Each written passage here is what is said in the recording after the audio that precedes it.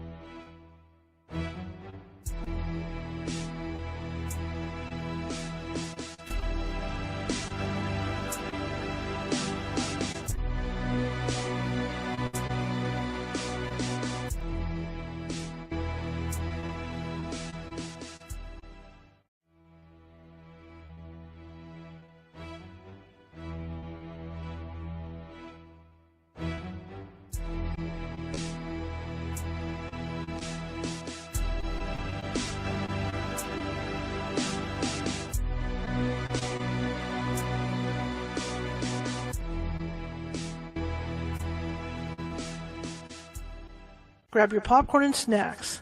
Find a comfy spot, take a seat or lie down, and let me transport you to a place of fantasy, ghost stories, ancient legends, odd creatures, alien encounters, and other magical topics. You may even decide to join the conversation. From faraway lands to your own backyard, with a small dash of pixie dust, turn out the lights and open your minds. The journey is about to begin.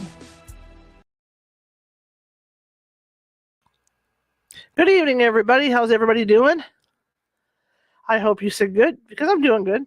The only thing, our guest, I never got a second confirmation from him, because I always send an email out in the afternoon to thank them for coming on and all that. And that might have been partially my fault, because after I sent out the link to join the show, I think I received another email from him asking for a few more details about it, and it got lost in the fray, unfortunately. So let's give him a few minutes, and if he doesn't email me back and doesn't acknowledge my existence or come on or whatever, I'll go ahead and read from Unholy Structure.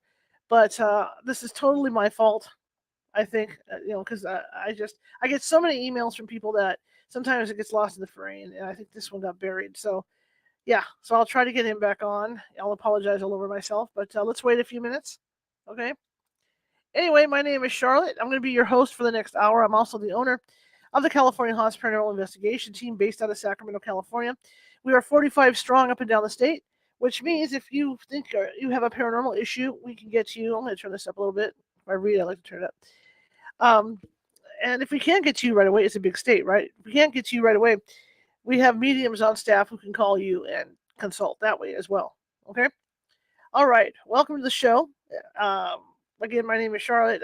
We've been doing this for a long time. And I just want to warn everybody, big news today, big news happening today, and I'm expecting internet issues. In fact, when I went to do the intro to this, I had to do it 4 times because every time I did it, the internet would slow down on me, and it looked like one of those movies where the lips are not in sync. So I had to do it like 4 or 5 times to get it to get one that was enough to be in sync. So that's the kind of issues I've been having. In fact, I'm looking at my top row where I see how many people are watching or listening, and I'm getting the little internet insignia.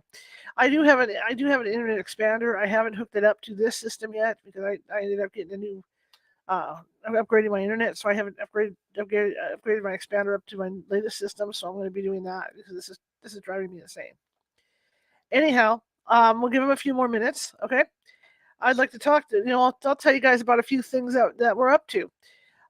California Haunts now has a Patreon site, and on this Patreon site, any pre-recorded video becomes a advanced video for you guys to see. For instance, we have a couple that was on a regular show a couple weeks ago, the Hamdens, and they came back again for a part 2. They're going to be doing a part 3 with me. And what we've done is we've decided, since I pre-recorded that, we put it over there, and you guys can see them a week to 2 weeks in advance of their actual airing over here, over on this system. So yeah, so that's something that's one of the pluses on the Patreon. Also, Nancy Matz and other guests will be coming on to have extra Q&As with you guys and things like that. Let me check my email right now, see if he answers. So I don't know because he stopped answering me. So I'm just wondering if it's a bust. I'm going to try and get him back on again. I'll email him and apologize profusely and see what I can do here. Yeah, see, I'm not getting anything from him. He had confirmed. All right, well, give a couple more minutes, and I'll have to set up for reading the book, which is fine. I mean, that's what it's for. That's the backup, is to read that book. But if you're watching from Facebook, and no matter what happens, if he comes on or he doesn't come on, and you like what you hear tonight, please be sure to follow me, or follow California Haunts Ghostly Events if you haven't done so already, because we're doing these shows Sunday through Friday, different topics every night, including reading on Sundays. Okay, we read from a paranormal book every Sunday. YouTube, if you haven't subscribed over there, please do. We've got more than 541 videos over there, and we're looking for subscribers because we want to get up to that 1,000 number. We're pushing. So if you can find it in your heart to subscribe, that'd be great. If you're just visiting for the first time, check it out. I don't just stay with paranormal topics. I do other topics as well. So yeah, please. Okay. That being said, couple more minutes. I was just thinking about some ghost stories, and I was just thinking about some ghostly places because talking with Anna Maria Manalo last night got me to thinking about, hey, I could write my own book, right? I can write my own book. I kind of started my own book, but I never finished it because life got in the way, taking care of my elderly parents and stuff. So I think I want to start continuing with the writing of that book because I have probably about 30% done, and it's all about like the ghost of gold country out here, stuff that we've experienced in different places. So, and evidence and things like that. So I think I'd like to write that because even though I say I had this psychic background as a kid, I like everybody else. I got to a certain age where I kind of put it in the back of my mind, and then I forgot about it. And then when I started getting like into my late teens, early 20s, my ability started back up. Right, it was kind of scary for me. And then when I got involved with the paranormal group, but the first paranormal group that I got, the first and only one I got involved with, then it took off. I was starting to see and hear stuff in my house all the time, and all that. And then I ended up self teaching myself how to handle it, and how to control the good and bad coming through. So, I have a story to tell because essentially I went from a believer to a skeptic to a believer. I was a journalist. I'm a journalist by trade, crime courts. Okay, so I'm very skeptical of things. So like I said, I went from a believer to a skeptic to a believer. So that's what the book's about. That's what the main the first part of the book's about. My transition through that. Okay, so I think I'd like to get back into it. I think I'd like to get back into it. And I have a really good forward for it. One of our psychics I'll give you a little quickie here.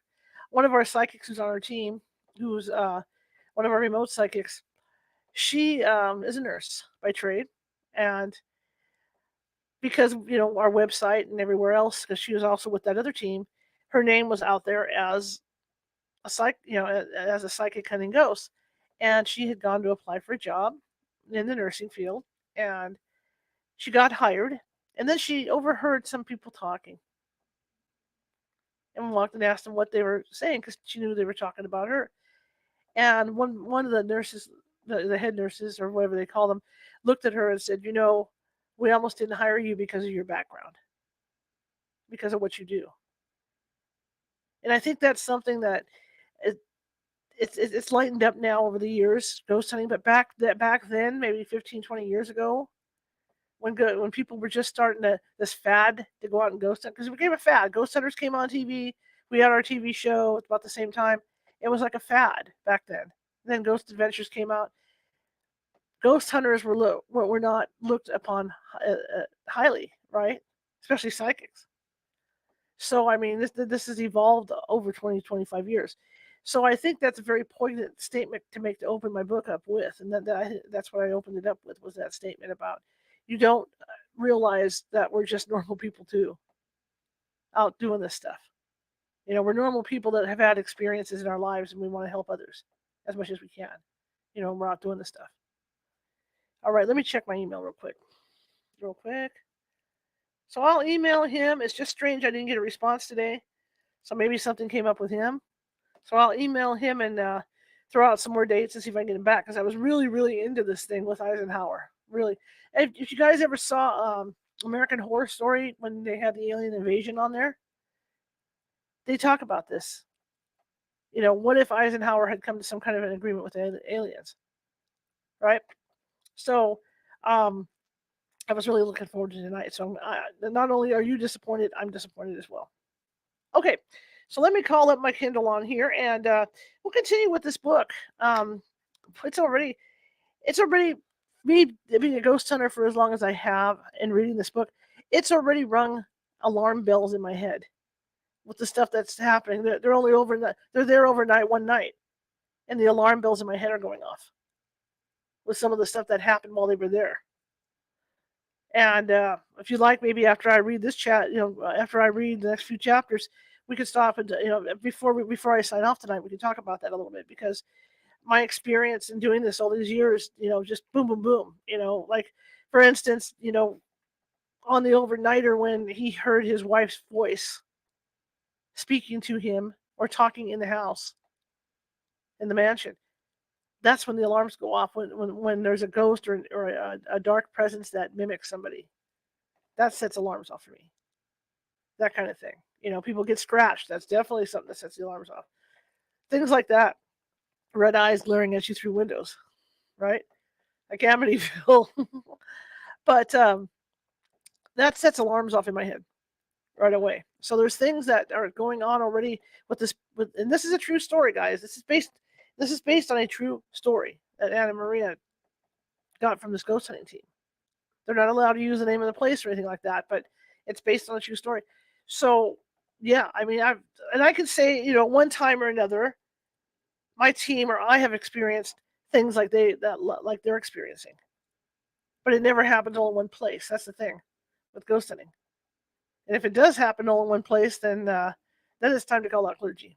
When you get to that point, to clear it out.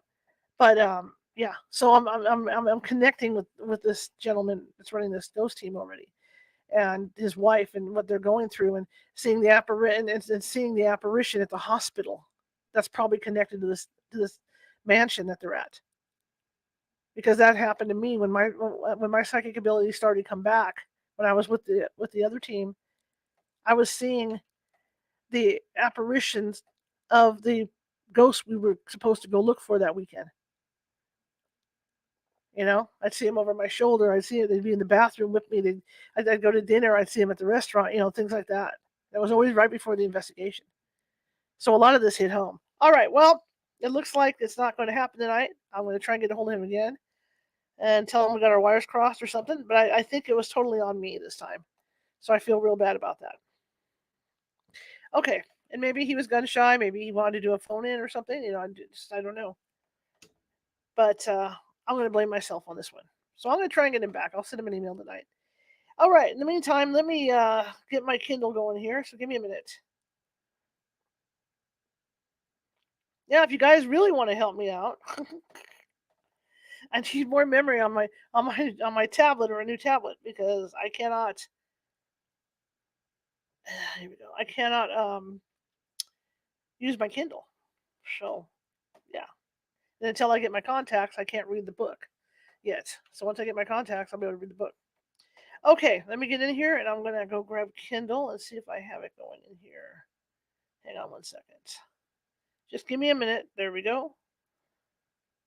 And we are at chapter 17 or 18. 17. So we're at chapter 17 in the book. So sit back, enjoy. If you're having dinner or something, you might as well do that. You don't want to stare at me reading the book.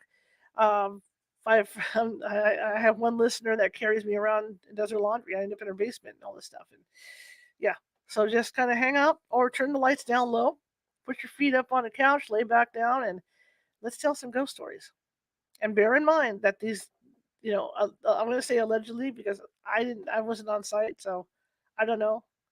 But this supposedly actually happened to this paranormal group that investigated this location. All right, so here we go. All right, chapter 17, John. I knew the house was huge. What time is it? Okay, I gotta make it over the time. I knew the house was huge. I never dreamed it was this big when I was still driving down the unpaved road weeks ago on my first visit with Jerry. The subsequent days of interviewing Jerry's crew gave me a sense the house was massive.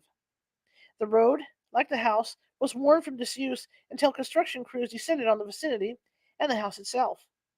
A huge house, full of strange vibes, stranded souls perhaps, and obviously a lot of tragic events in the centuries that it housed all kinds of people. The owners were waiting and hustling me and my team to resolve it. But I was not going into I was not giving in to the pressure, as these things take time. There's a method, and it's not like walking into McDonald's and ordering a burger. No, sir. It can't be hurried up. All the attempts to fix the house had stirred up whatever was dormant for ages. Whatever, whoever, or it, or they were not happy about being disturbed.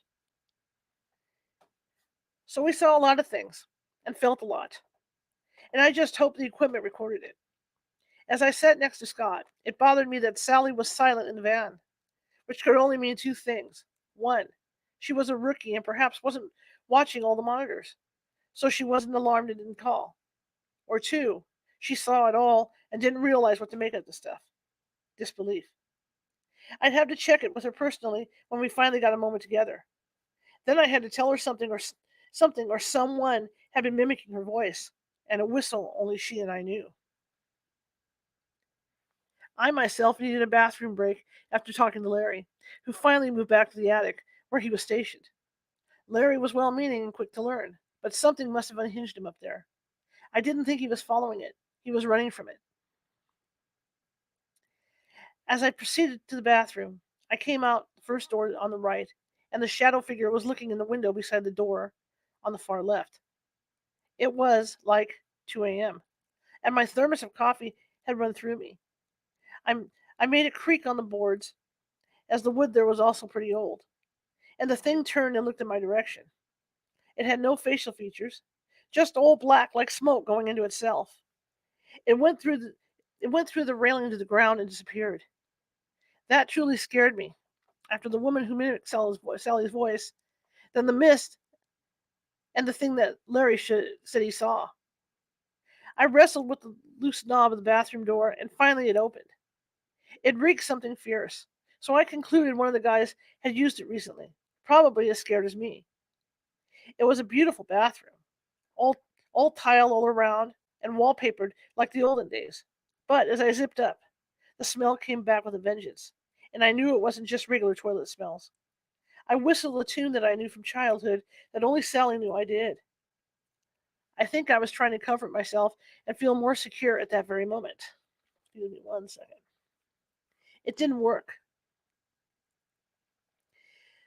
So I pulled a small Bible from my back pocket and off the cuff just started reading Psalm 144. Right there in the bathroom, facing the toilet.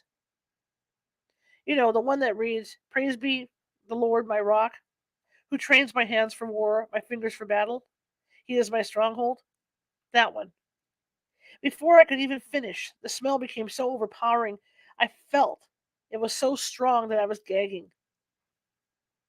It was overwhelmingly powerful that it entered my throat. I walked out of the bathroom and into the darkest hallway I'd ever seen. I didn't know. Then that was when things began to get even more terrifying. I felt like something was waiting right there for me, but I couldn't see it. And then I dropped the Bible. When I leaned down to pick it up, it was as if someone's knees were touching my forehead, looking down at me with hate. Truly, I bolted, narrowed my eyes towards the hall and into the stairs, running down 2 at a time. Then I heard it. The shadow was whistling back the tune I'd whistled minutes ago in the loo. I sensed that whatever it was mocking me. I wasn't about to look around me and behind me and just looked out there. Just booked out of there and back to the hall where the kitchen was. I sat drinking what remained of my coffee, trying to loosen my shirt and realized my heartbeat was thumping against my chest. I felt a cold chill arrive from somewhere ahead of the table in front of me. It might have been a huge draft that came from the fireplace, but my mind knew better. Then I realized it was summertime. But I reasoned that cold could come at night, even in the summer. But this was cold. Cold like a refrigerator being opened.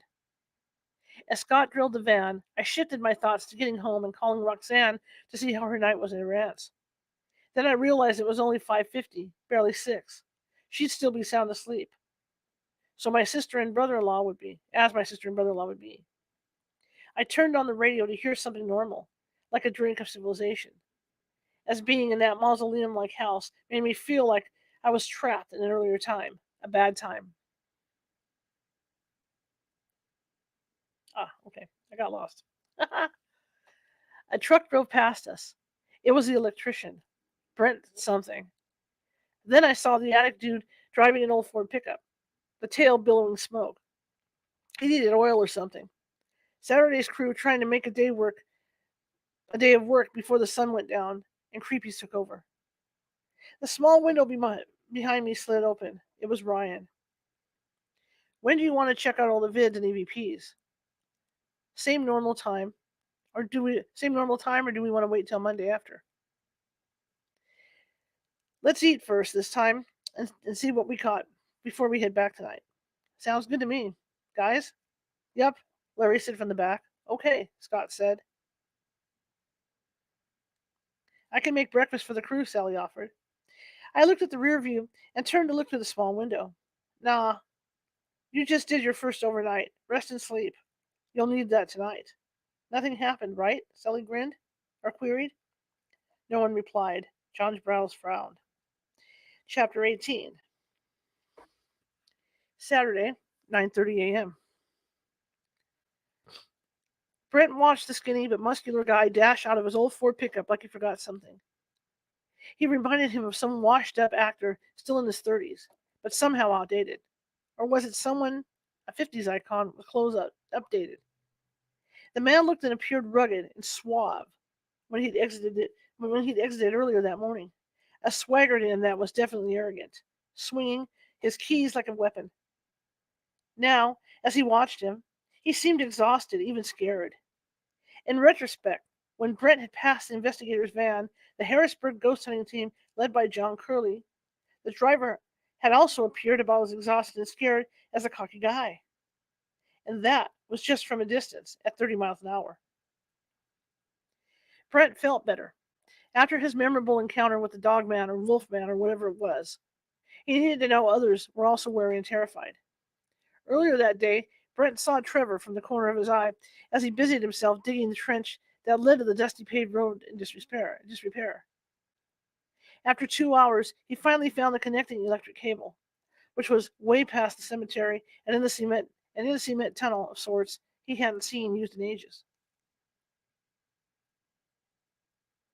Okay, hang on a second. Only the newest homes had electricity, which was why the service ended 3 blocks down. Newer was a relative term. The homes had been built in the 70s, newer and simpler, not as grand as or austere, just humble and utilitarian. Around noon, Brent returned to his truck to get a cool, much-needed refreshment and spotted the muscular actor-like man dragging furniture and all kinds of lamps and bookcases to a waiting truck's container. The steel container had been dumped unceremoniously near the man's old Ford. The man appeared in a deadly hurry, almost frantic. Brent decided the man was way too busy for small talk and was under some deadline like he was. Brent sensed an unhealthy urgency and kept his distance. After all, he too had a schedule to keep, particularly to be well away from the place by evening. Brent munched on the large hoagie from Wawa, the convenience store, the sauce dripping and making tracks on the front of his sweaty t-shirt as he watched the frenetic pace of a muscular wannabe actor of sorts. He looked up at the sky, crumpled the food wrapper, and decided to return to his digging. As well-intentioned as Brent was to be thorough, he found himself hurrying as well, glancing at his watch on occasion. He dug and dug, hitting pebbles, large rocks that caused more time dislodging and more dirt, packed into the soil more than he'd like. Then, as he dug, he hit something unexpected and wondered if he had hit a gas line in his need to get on before dark. He leaped away. 3:45 p.m. Brent gave the object a wide berth, examining it from a few feet away, knowing full well what would have happened to him if it had been a gas line. But the long object was brown like dirt.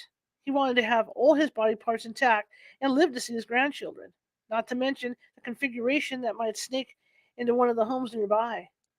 Conflagration, I'm sorry. Not to mention the conflagration that might snake into one of the homes nearby. It would be like a war zone, a small bomb. Kaput. Gone. All of him and whatever was at least several yards away. He suddenly thought about adding to his life insurance. Then he thought about his wife and kids. Then the prize dogs, the griffins. He caught himself daydreaming, watching the dogs in his mind's eye rushing into the lake water near his home on webbed feet, like ducks. Like his curious dogs, Brent approached the object still mostly buried in the ground, kneeling close to see if it bore a label that would explain what it was. What revealed itself from the ground had a yellowish-brown color, which was like a gas line, but the brown was different, and so was the shape. This one was very different, he decided. not TV cable housing, not a gas line, and not electric. He touched it with the tip of the spade to nudge it with great gentleness. But it offered no clue. It sounded hollow.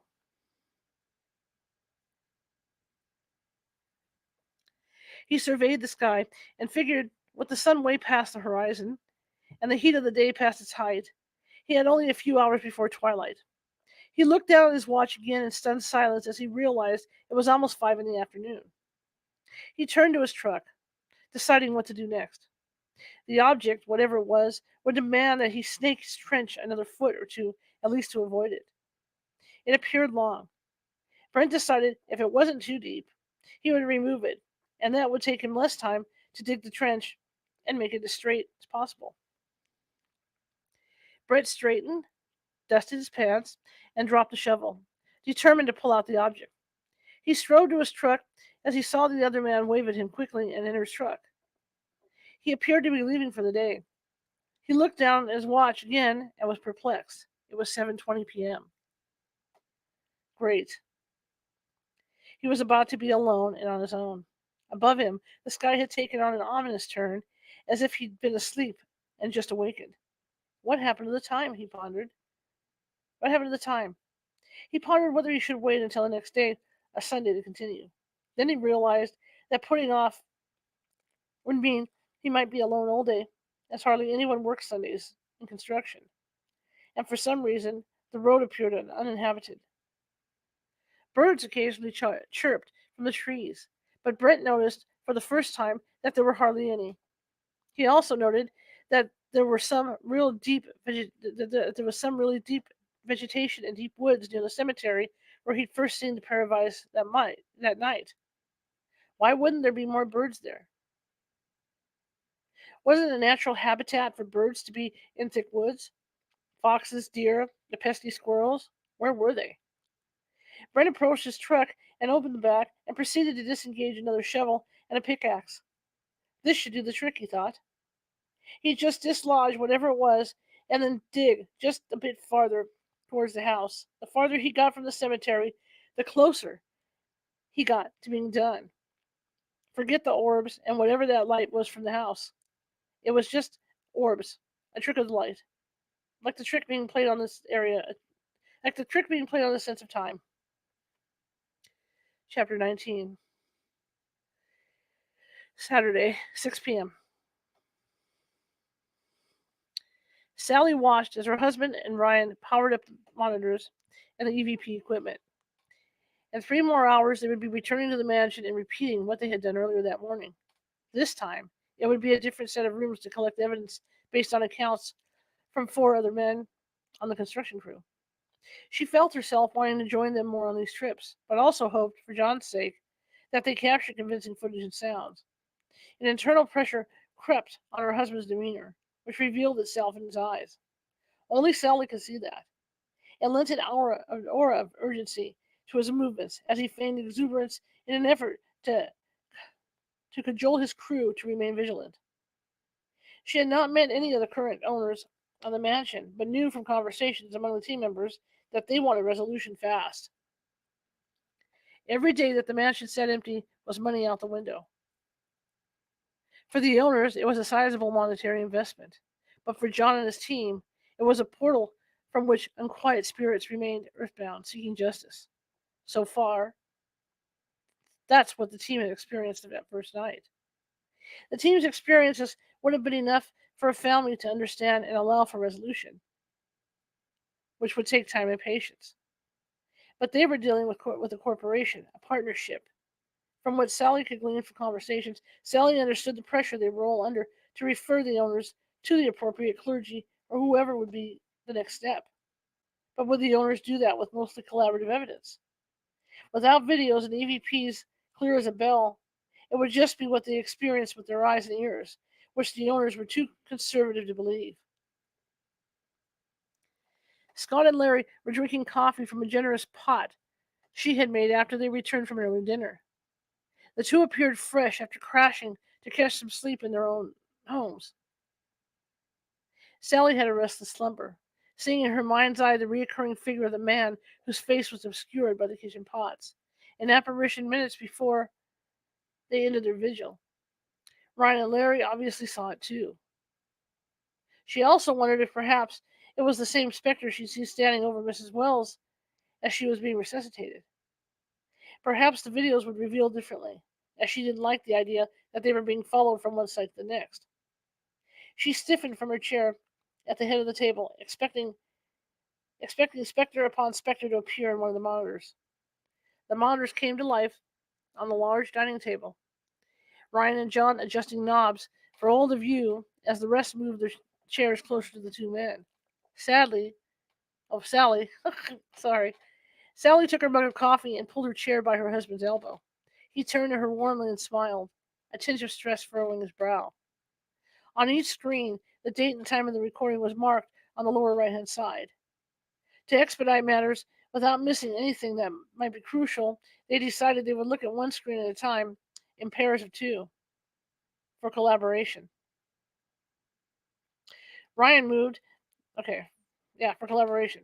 Ryan moved the monitor to allow Scott to sit with him at the edge of the table. John and Larry hunkered down together at the other end with the second monitor as Sally looked over the EVP recordings. The men would pause and mark the spots that had discernible images of entities or any kind of unusual activity, each pair taking turns to make sure the last set of eyes didn't miss anything visual, etc., until they were done with all 10 cameras. The EVP recorders were next. They would listen and match the time with the videos. Sally would mark it as Ryan had taught her. Then John would double check her work and let Larry do some of it, as he was a trainee. Then together, they would sit and review what the others had seen, replaying it with the EVP recording that was matched in time. The first phase done, they collectively gathered around all 10 screens and 3 monitors. Sally turned up the EVP volume. They moved on to the third screen and the fourth. And that was when they collectively heard something register on the EVP recording. Hear that? Larry asked. John and Ryan perused screen 3, then 4. The rest began looking back and forth between the two screens, then the first and the second. Finally, they went onto the last screen, camera number 10, the attic. Scott reached to turn up the volume.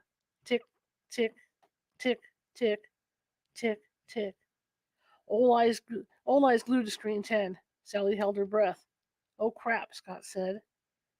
John placed a finger on his lips. On the screen, black smoke billowed from beneath the servants' back stairwell. It was that camera in the attic, aimed at where Trevor had dashed down to the third floor after hearing a woman's voice. The same phenomenon that Larry had followed during his attic vigil, compelling him to leave his post. As the smoke ascended towards the attic, this time it took shape. As it did, the smoke billowed towards the attic ceiling and transformed, whirling. The shapeless smoke began to take shape, a human shape. Ryan turned up the EVP recording as everyone's eyes were riveted to the screen. Tick, tick, tick, tick. A faceless man was facing the camera. He appeared misty, but the high neckline of an 18th century gentleman materialized. Like the specter at the hospital Sally had seen, this one too was faceless. A sense of menace and foreboding suddenly filled the room. Chapter 20. Trevor argued with the new man assigned to help him carry the furniture down the back stairs. Why did they assign him to work with the painter? Or was it wallpaper he did? The man appeared sinewy, but he could tell he was at least 70, maybe more. And those cheese curls. The old man ate like a child.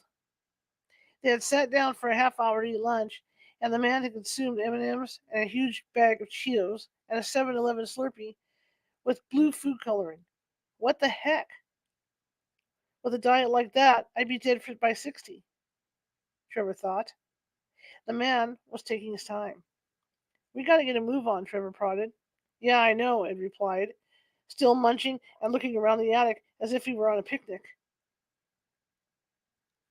Trevor hated that the man was following him closely and wouldn't pack anything unless Trevor helped or was right beside him. Trevor sensed amid the nonchalant attitude that the man must have also seen or heard something. He obviously didn't want to be alone tonight. Neither did he. He was prepping the book, regardless of how far they got. He turned into a pumpkin at sundown. I'm sorry, he was prepping two books. My bad. Regardless of how far they got. He turned into a pumpkin at sundown. He'd earlier told Ed. Leave him here.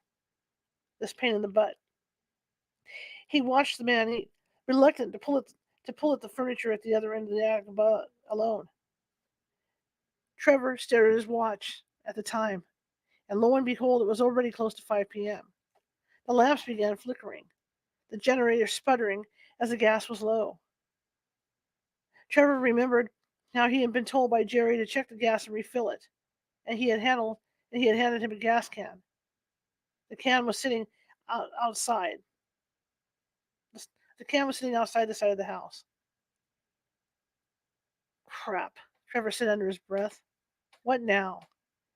What now? Ed queried, still chewing, Cheeto stains all over his fingers. The lamps were flickering with the last gas. I forgot about refilling the generator, Trevor volunteered, watching for a reaction from the old man.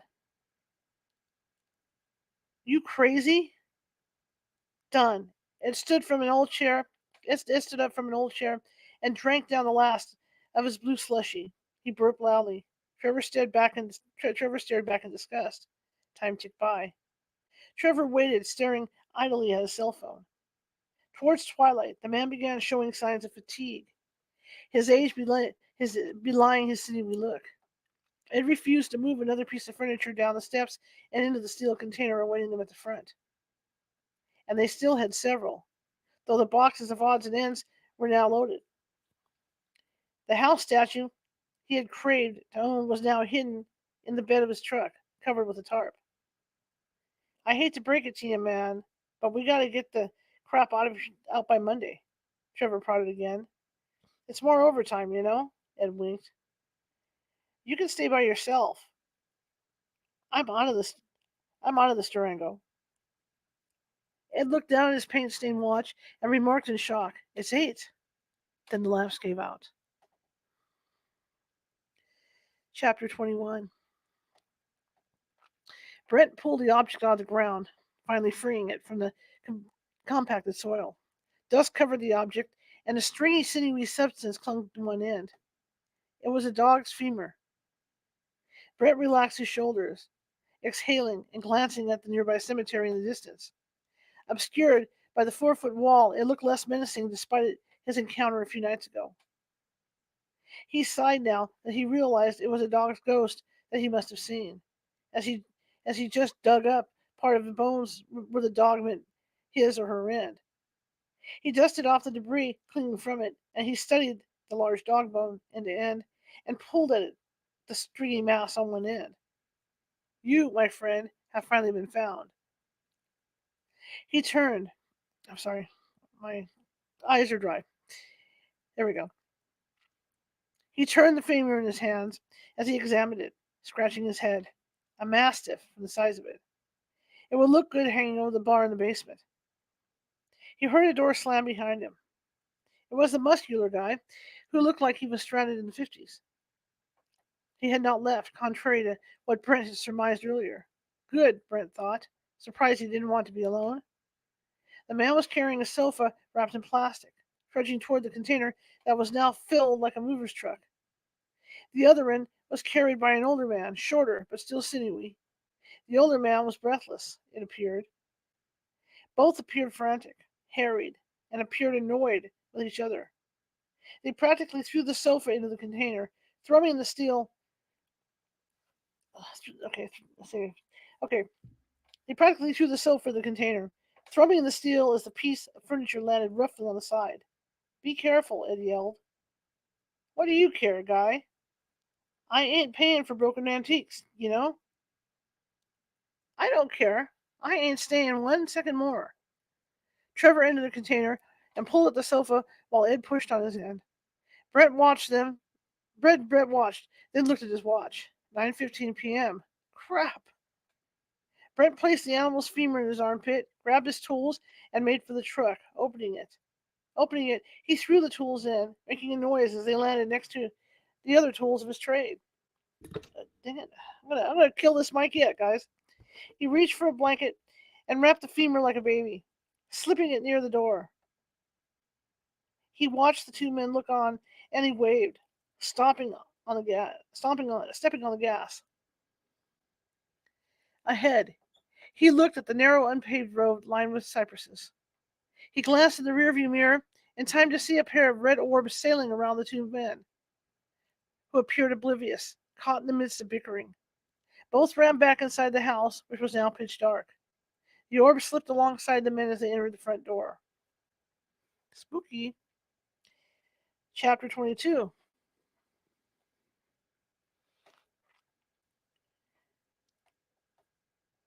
Ed trotted at a quick pace, almost slamming into Trevor's back as they ran for the front staircase in the dark. Trevor paused to turn on his flashlight, and as Ed slammed into him. They took 2 steps at a time and ran up the next set of stairs up to the 3rd floor landing.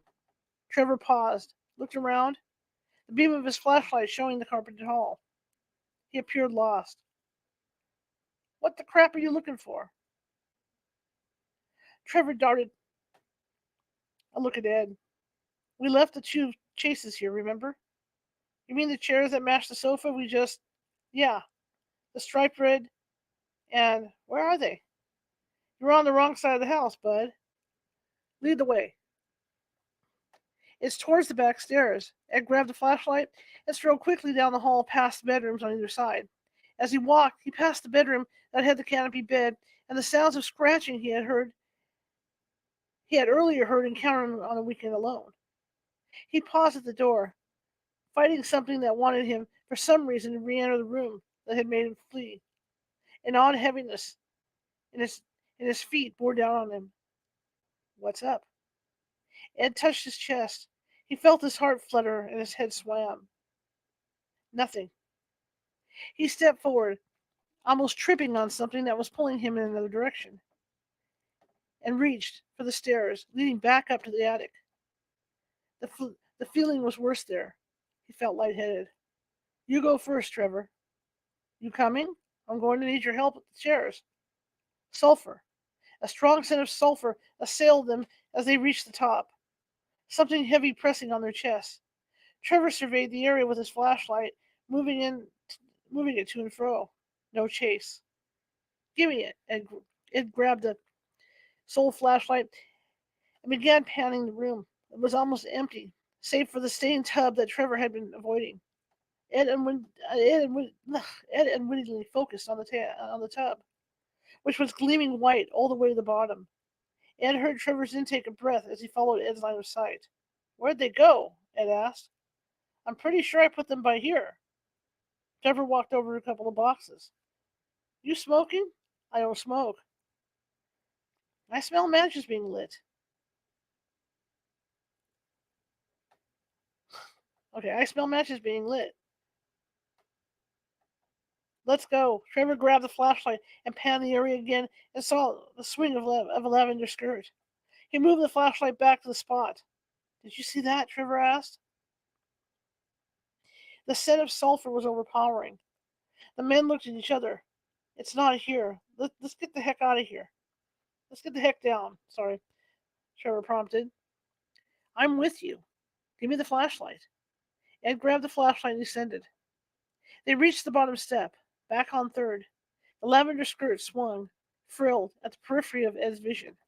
He aimed the flashlight. Nothing. You saw it too, didn't you? Trevor confirmed. Yep, I'm done. Ed darted up the hall and paused at the front set of stairs. This part ain't as bad as the one in back there. Go, Trevor nudged. Ed stepped down and lost his balance. Trevor grabbed him. It's like... What? Trevor asked. I don't know. It's like the step disappeared. Let's go. We'll look for the chairs tomorrow.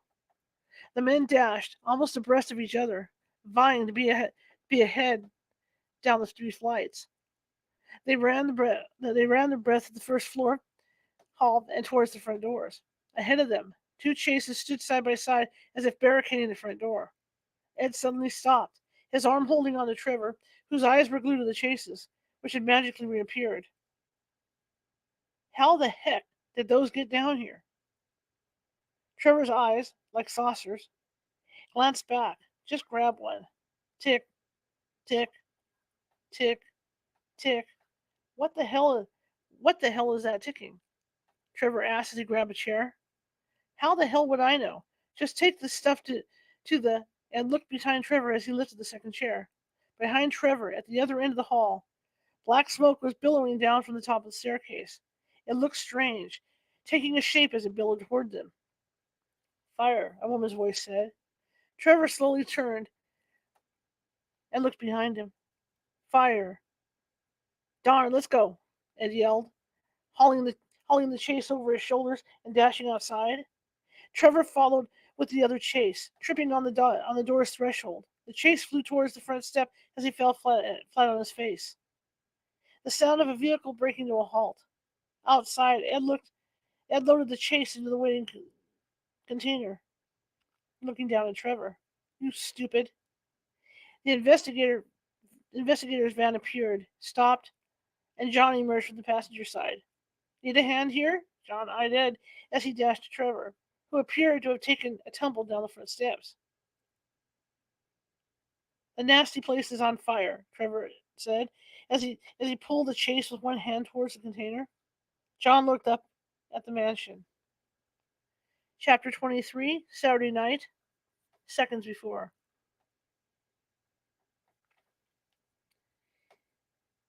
The electrician's truck barreled away like it was in pursuit or being pursued.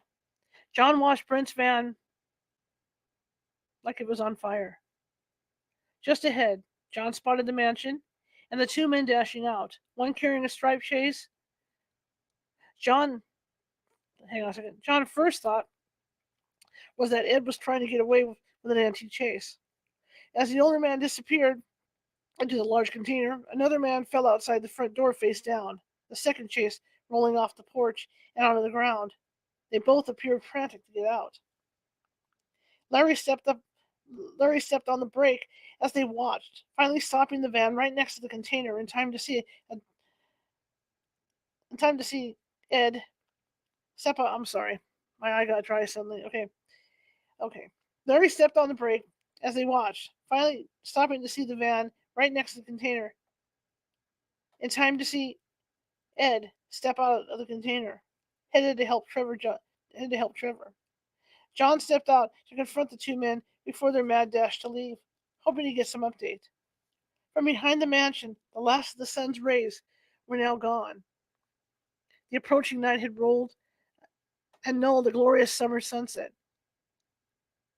John hoped that the mad dash that they were witnessing signaled an evening of activity that he hoped would give his team more concrete proof this time. The last 3 hours of reviewing the recordings had been a major disappointment. There was nothing taped besides the faceless man who starkly resembled a phantom at the hospital that Sally had seen. Sally, needless to say, now felt she was being followed by a specter. By the specter. All the sounds they had heard, including the female voice that mimicked Sally, the smoke that materialized by the stairs, the feeling John got when he was in the bathroom, no video or audio were recorded. Even the whistle that mimicked his own whistle, and the floating butler on the screen that Sally, Ryan, and Larry saw in the last few minutes before he shut off the kitchen monitor were not recorded. Sally felt somehow responsible, as she had been at the monitors to make sure her end was functioning in order. Her end was in functioning order. She felt somehow that she had missed something. She knew she had to be very thorough, as she was in her job as a nurse, which would have been someone's quality of care. The sole event that transfixed them terrified all of them. Get this adjusted. Terrified all of them to the core. Was the sole video of the smoke that materialized like a tornado to take the shape of a faceless man. That image was indelibly etched in John's mind as they gave a collective sigh when they saw it was recorded. The attic camera would be their first evidence of a real apparition, and he hoped that was enough to convince the owners so they could move forward with an appropriate referral, in this case, the local archdiocese. John felt the house was toying with them, conspiring not to be recorded as much as it was conspiring not to be renovated. But the faceless man was willing to appear. The rest, all John had was collaborative witness testimonies of noises and terrifying feelings the crew got when they worked past daytime. As soon as the sun had set, what the renovations crew saw was enough for them to walk away from the job, even at time and a half pay. To the owners, it was obviously not enough. John was appalled when Jerry told him that the foreman from the previous crew had already collected and presented the former crew's experiences. The statements had been met with ridicule, tossed away as hallucinations, and even a passive-aggressive refusal to work under the conditions of a contract that could have had better pay. The contractor's foreman consulted the union, and the union before that supported the men, Hazardous working conditions were their reasons. Jerry's crew was thinning since John had come on the scene as the paranormal team. The latest one quit right on shift when he saw a woman talking to someone unseen. She, in period clothes, legless, and floating down the bedroom hall. She reportedly wore a flouncy purple dress with hair up high and a wig of sorts. What she said, John might never know. Both Ed and Trevor had apparently had some encounter again, judging by the looks on their faces and their rush to leave the building. Tonight, John would keep Sally in the van once again, shifting everyone around so that they had a different vantage point. This time, the crew also brought their own cell phones as cameras. He hoped that by doubling up with stills, they could catch something worthwhile to show besides the faceless man, and finally refer the owners to the Catholic diocese. Chapter 24. Spring 1790. Back in time. Here we go. Let me loosen this up a little bit. Okay.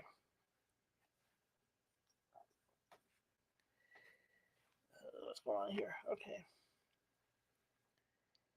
I knew she was more than pretty, more than delicious. That porcelain skin, that swim-little figure, I could almost see through that flouncy gown and peering pantaloons that's just given the marble floor. The lavender color, so deep, so innervating. Sorry about that. Suits her. I could feel and almost touch her in my mind through that long dress. Her waistline is so small that when I imagine my hands around her waist, I could scoop her up during a minuet. I forced myself to think that winning her was within my reach. After all, I am he, the man, who leaped the highest and caught the trapeze, always with limber limbs, balance, and coordination. I never needed a net. The only artist without a net. I am not just athletic. I am created to be built for prowess. Stealth is my middle name. Charm is my last. I am all these things, and she will recognize me. My parents were the most sophisticated of New York's Upper East Side. But it's too bad you won't meet them. They got on my nerves, dear girl. She finally made it as one of the dancers at the ball and decided to take the train home to spend a few weeks with her parents and sister before the next series of parties that summer. She was excited about the prospect of taking a ship to France, where she might meet that young man whom I must stop her from meeting. Matched to me, only. She will dance with me, only. But she dreamed of a Spanish matador, she said to this elderly lady who doted on her like a hen to its chicks. A bullfighter. She's hopelessly enthralled with the idea of a Spanish man of means, with the blood of the bull for generations on his hands. This young lady in lavender, her suitcase in her tiny and delicate hands, and the stars in her eyes as she descended the train to rest. Excuse me. And the stars in her eyes as she descended the train to rest at an inn in the next town, the town I happened to follow her to, as I had a ticket myself. When the carnival left town, I stayed behind, so I could watch her instead of others watching me for a change. I decided to find out where she planned on staying, the inn. The ground house had been built when things calmed down after those tumultuous wars with the South. Grander than the mansions of the South, like her. Dressed in the best of furniture, opulent and pristine, like her. I'm talking about delicate things like porcelain. She is porcelain. I watched them. Hailing from a horse-drawn carriage, a man grabbed her suitcase and placed it securely above on the rack, and turned to help Janine board the next carriage, surrounded by soft leather seats. She was called Janine. Janine. Janine sat facing the elderly woman, dressed in a handsome peach-colored dress, her hair coiffed after her latest fashion, her matching hat poised tastefully over her silver hair. Next to the woman was her husband, or what Janine had assumed. It was actually me. Later on during the ride, she would turn to the elderly lady. She would learn the elderly lady and I weren't a couple. I am younger, you fool. I am too athletic and much more vigorous than the older lady, whose neck I could snap in two if we had been in a lonely alley. Janine, I bet you don't know that. Watch what you assume, dear girl. I am not elderly. It's the wig, you see. But I won't let that bother me. For now. It's just delicious watching you. Even the carriage felt right despite the rough stones. The constant rattle of the wheels and the clopping of hoofs lulled you. I watched you sleep after you tired of that woman who went on and on. I wanted to clop her mouth with a large pin.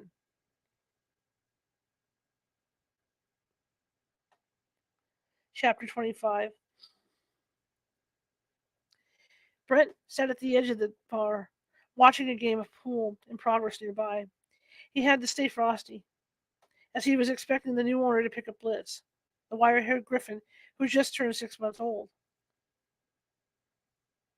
Bred to hunt and run after grouse or whatever the hunter desired. He felt his rising excitement at the prospect of being able to sleep later after the pup was gone and he only had to deal with the remaining two, who were both already 2 years old. Male dogs were low maintenance. He decided a while back he was keeping them. Such strong runners with a high prey drive. They were winning medals. He wanted that cup. That would ensure a hefty retirement. He was going to reach out to every breeders in the next month to train another griffin, as the demand was high. He was riding on that. But for now, he needed to take it easy, as his weekends were now for his wife and the job. I'm sorry, his weekends were now for the wife and the job that were now that had now left him on the edge. That drafted electrical cable, that dreaded electrical cable that he had to snake all the way to the side of the cursed mansion they were hoping to be a hotel. Heck, he thought, not even for free would I stay. Not with that strange creature in the cemetery. That kept him up. He couldn't believe how much it bothered him after he tried to keep it out of his mind, which usually worked. Brent reached for Brent reached for another cold one. The bartender waving at the clock on the wall behind him to remind Brent tactfully that he needed to spend more time with his wife. Brent took his cue, blew at the head, and drank down the ale in one long drink. He was looking forward to unwrapping the dog's femur he'd found to display on a case in his man cave. That, and some hot evening he'd been brewing in his head with his wife. The driver's side door was ajar, and that was unusual. Brent had Brent hadn't been feeling right since he hopped in the van on the way home. The dark road ahead flashed before him at the edges of his eyes, which made for an interesting trip home. It was a one-lane road, for one, and only the white line on the right should be glowing in his headlights. But the left side of his vision was making some light flashes. When he looked to the left, the lights weren't there.